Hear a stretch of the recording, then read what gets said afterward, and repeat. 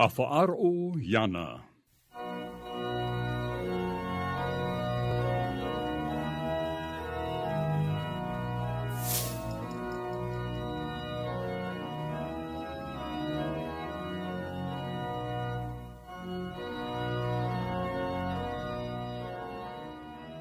Te titao maru atu nei, te autahe no te metia, o Yehoe la communauté du Christ. Ia oto paatuana, ia whaaro oto, ia yetu metia.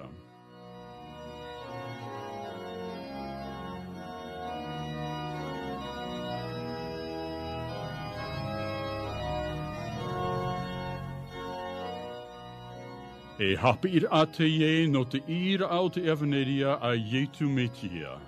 E te aura no te rera I tō tato nei ano tau. E nā te whatu tato e haamait e, a wharo ai tato I tanara mau prau.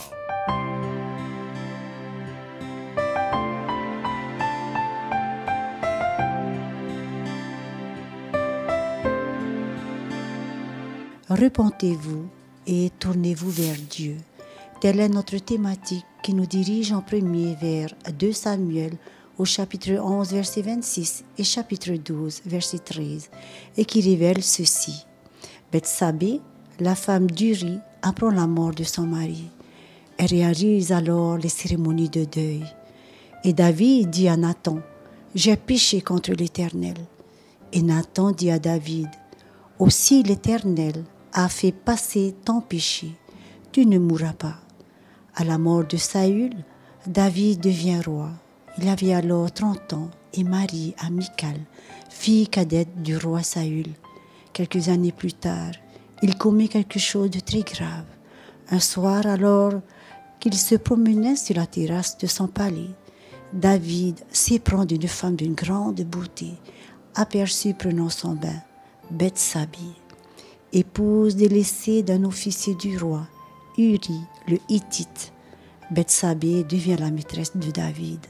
Lorsque celle-ci lui apprend qu'elle est enceinte et son mari étant loin sur le champ de bataille, risque selon la loi d'être lapidé pour adultère. Et pour cacher ce qu'il a fait et pour la sauver, le roi décide d'envoyer Uri en première ligne, au plus fort de la bataille. Uri meurt au combat. En apprenant la mort de son mari, elle le pleure pendant 7 jours. L'ensemble de sa conduite indique qu'elle a observé le temps de deuil, mais sans ressentir la puissance de chagrin. Puisqu'après cet épisode, David l'épousa après avoir repoussé sa femme Michal. Bethsabée a perdu un chef d'armée, un capitaine et a obtenu un roi pour conjoint. De cette aventure, Nathan le prophète lui prédit alors la colère de Dieu. La sécheresse et la famine se sont abattues sur le pays et Bethsabée perd son enfant peu après sa naissance. David, reconnaissant ses péchés, va prier devant l'arche d'alliance, le coffre saint contenant les tables de la loi, et se repent. La pluie survient, David sait que le ciel a pardonné, mais Dieu a vu toutes les choses mauvaises que David avait faites. Il ordonna à Nathan de rencontrer David.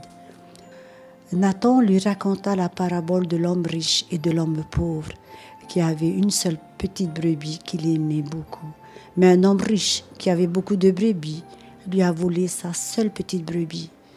David s'est mis en colère et lui dit, « Cet homme riche doit mourir. » Alors Nathan lui répond, « Cet homme riche, c'est toi. » David est très triste et il a reconnu son erreur.